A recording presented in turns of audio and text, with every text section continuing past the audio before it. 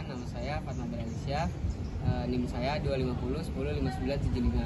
Perkenalkan, nama saya Frendy Sultanan dengan nomor NIM 250105560. Perkenalkan, nama saya Ditya Dwi Cahya dengan NIM 250 10 5591. Kali ini saya membuat video dengan kasus tentang telemarketing yang tidak beretika baik dengan customer-nya. Saya berperan sebagai staf telemarketing. Saya berperan sebagai direktur utama dan calon customer. Saya berperan sebagai staf marketing.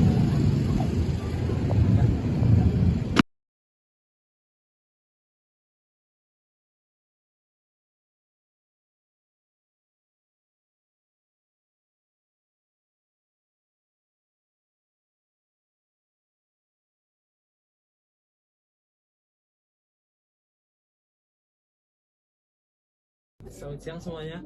Siang, Pak.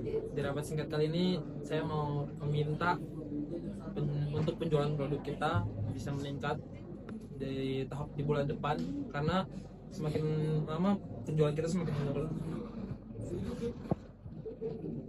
Apakah ada yang punya saran untuk meningkatkan penjualan bulan depan? Kalau saran saya, Pak, kita membuat telemarketing, kita berhubungan langsung dengan konsumen agar meningkatkan konsumen kita.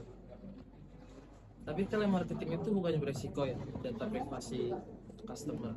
Menurut saya, selagi kita kan juga harus mengejar target kita untuk saat ini, Pak. Mungkin kita bisa pakai dulu telemarketing seperti yang Bapak Adit tadi sarankan. Nanti kedepannya kita lihat kalau itu berbahaya, kita stopnya di tempat. Benar, Pak. Memang video telemarketing kan buat meningkatkan kita.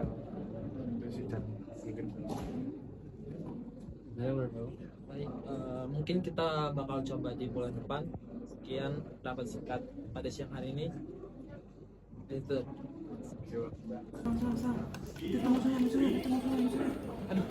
Siapa yang nelfon ya? Halo? Halo, selamat pagi. Nama saya Nabil dan saya menelepon atas nama PT TMI. Terima kasih sudah meluangkan waktu untuk mendengarkan. Apakah Bapak pernah mendengar tentang produk terbaru kami yang dapat meningkatkan produktivitas bisnis Anda secara signifikan? Saya belum dengar tentang itu. Terus apa sih produknya? Baik, kami memiliki solusi yang sangat luar biasa. Ini adalah sistem manajemen yang dapat menyederhanakan semua proses operasional Bapak. Bahkan banyak perusahaan lain yang sudah memakainya dan langsung merasakan manfaatnya. Saya yakin Bapak akan sangat diuntungkan. Jadi saya rasa Bapak harus segera mengambilnya sekarang juga. Sebenarnya menarik, tapi saya belum memerlukan produk seperti itu sih untuk saat ini. Tapi Bapak, jika Anda menunggu terlalu lama, Anda bisa kehilangan kesempatan besar. Kami hanya menawarkan promo spesial yang sangat terbatas. Sebenarnya jika Anda menunggu lagi, harga yang lebih tinggi bisa berlaku dalam waktu dekat. Jadi, bagaimana kalau kita langsung proses saja pembeliannya sekarang? Ini adalah kesempatan emas. Iya sih, tapi saya benar-benar belum siap untuk membeli sekarang. Saya masih perlu waktu buat mempertimbangkan. Baik Bapak, saya paham, tapi saya harus jujur, kesempatan seperti ini sangat jarang. Kalau Bapak tunda, bisa jadi perusahaan lain yang mengambil keuntungan dari penawaran kami. Bapak tidak ingin ketinggalan kan?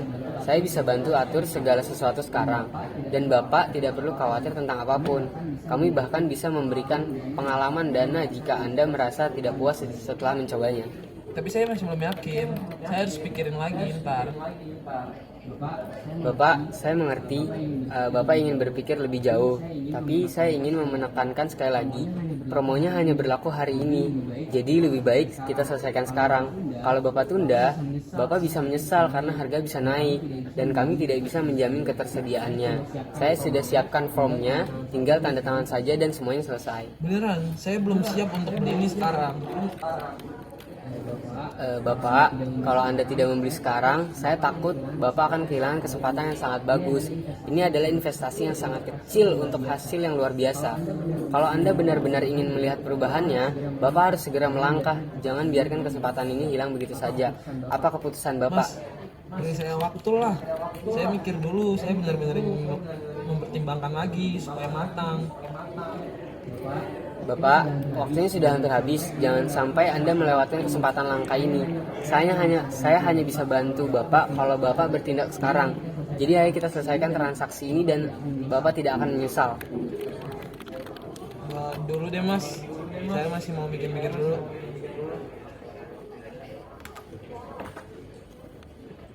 Ayo main lagi. Lalu apa solusi konkret untuk menghadapi masalah citra perusahaan kita pada masalah ini? Saya bisa kita menggunakan pelatihan para tamu juga baru sudah berhasil yang baik. Saya juga mengutamakan diri kita Pak, kita lebih berkenalan dengan konsumen. Setelah itu juga kita memberikan jeda waktu agar kita menawarkan produk yang harus kita tawarkan kepada konsumen supaya bisa menerima konsumen lebih baik. Oke, saran kalian saya terima. Semoga saran kalian dapat menjadi solusi untuk memperbaiki citra perusahaan kita sedang rusak. Dan perlu diingat bahwa perusahaan kita tidak hanya mengedepankan kualitas produk, tetapi juga mengedepankan etika dan profesionalitas kepada customer. Ya Pak, saya juga berpikir